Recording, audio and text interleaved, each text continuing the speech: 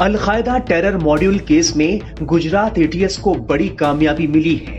Gujarat ATS ने बेंगलुरु से al Qaeda terror module की मास्टरमाइंड बताई जा रही महिला आतंकी शमा परवीन को गिरफ्तार किया है।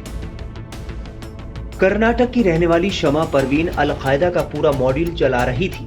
महिला आतंकी को गुजरात एटीएस ने कर्नाटक से गिरफ्तार किया। इस संबंध में शमा परवीन से पूछताछ जारी है। 30 साल की शमा परवीन अल-कायदा की मुख्य महिला आतंकी है। गिरफ्तार महिला आतंकी शमा मूल रूप से झारखंड की रहने वाली है। वो फिलहाल बेंगलुरु में रह रही थी। शमा का सोशल मीडिया अकाउंट भी रडार पर था। बताया जा रहा है कि गिरफ्तार शमा परवीन पाकिस्तान के लोगों के सीधे संपर्क में थी। जो शमा परवीन है, इसको उसके निवास स्थान से पकड़ा गया। इसकी प्रारंभिक पूछपरछ की गई और जो शंकास्पद फोन वगैरह थे वो कब्जे किए गए। शुरुआती पूछपरछ में इसने एक्सेप्ट किया कि वो अल-कायदा से रिलेटेड कंटेंट डालती थी और जो हमें टेक्निकल डिटेल्स जानने को मिली थी उन सब चीजों को इसने एक्सेप्ट किया। इसके जो तीनों पेजेस, अलग अलग पेजेस हैं, उनके बारे में अगर डिटेल से चर्चा करें तो इसने अल-कायदा के लीडर मौलाना आसिम उमर के काफी सारे वीडियोज अपने पोस्ट्स में डाले हैं, जो कि हथियारबंद विप्लव, गजवाए हिंद की स्थापना तथा धार्मिक आधार पर हिंसा व आतंकवादी हमलों के लिए लोगों को उकसाता है। साथ ही साथ अल-कायदा के इमाम अनवर औलाकी के जिहादी स्टेटमेंट्स भी, जो कि देश विरुद्ध कृत्य करने के लिए लोगों को उकसाते हैं, वो इसने डाले हुए हैं। लाहौर की लाल मस्जिद के मौलाना अब्दुल अजीज के बयान भी, जो कि देश में धार्मिक आधार, जातिगत आधार पर वैमनस्य फैला करके हिंसा फैलाना चाहते हैं, उस तरह के वीडियोज भी इसने डाले हैं। इस महिला की वहां से अरेस्ट करने के बाद में ट्रांजिट रिमांड पे इसको लिया गया। आज अर्ली मॉर्निंग में इसको अहमदाबाद लाया गया है और आगे इसको कोर्ट में प्रोड्यूस करके रिमांड लेकर के आगे जो भी चीजें होगी आपको बताई जाएगी।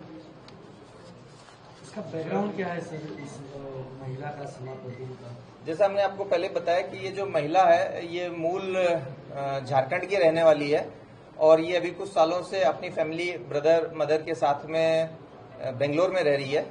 ये बीकॉम तक पढ़ी हुई है और अभी ये कुछ काम नहीं करती है।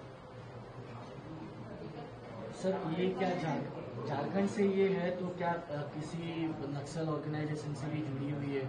नहीं, अभी तक की हमारी इन्वेस्टिगेशन में सिर्फ हमारे केस में इसका रोल आया है और किसी बाबत में अभी तक हमारे कोई इन्वेस्टिगेशन नहीं हुआ है। पाकिस्तान से क्या कोई सीधा संबंध था इस महिला का? इसके फोन को हमने इसको अरेस्ट करने के साथ ही सीज कर दिया था, पर इसका जो शुरुआती स्टेटमेंट लिया गया है उसके अंदर ये बहुत सारे पाकिस्तान के व्हाट्सएप अकाउंट वगैरह से कांटेक्ट में है। इसको कोई फंडिंग होती थी पाकिस्तान से?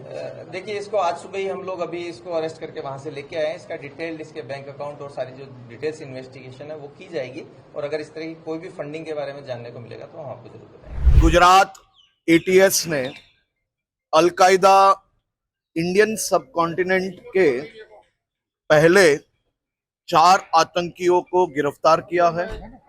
कल एक और बड़ी सफलता गुजरात एटीएस को प्राप्त हुई है। एक महिला जो बेंगलुरु से है, ये आतंकी खास तौर पे हाईली रेडिकलाइज है, ऑनलाइन टेरर मॉड्यूल पे काम करती है। उसके बहुत ही महत्वपूर्ण पाकिस्तानी संपर्क भी उसके अलग अलग डिवाइसेस से मिले हैं।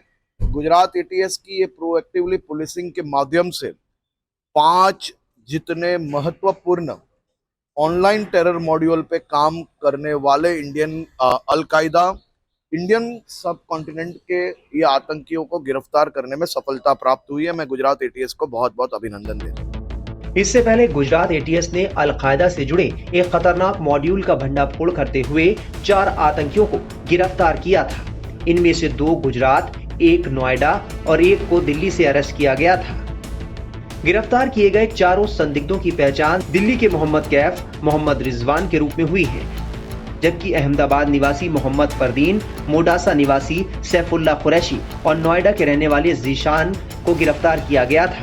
ये सभी सामान्य परिवारों से ताल्लुक रखते हैं, रेस्तरां, दुकानों या फर्नीचर शॉप में काम करते थे। गुजरात एटीएस और बाकी जांच एजेंसियां अब शमा परवीन से उसके नापाक मंसूबों को लेकर पूछताछ कर रही हैं। देखना होगा कि शमा क्या कुछ राज उगलती है।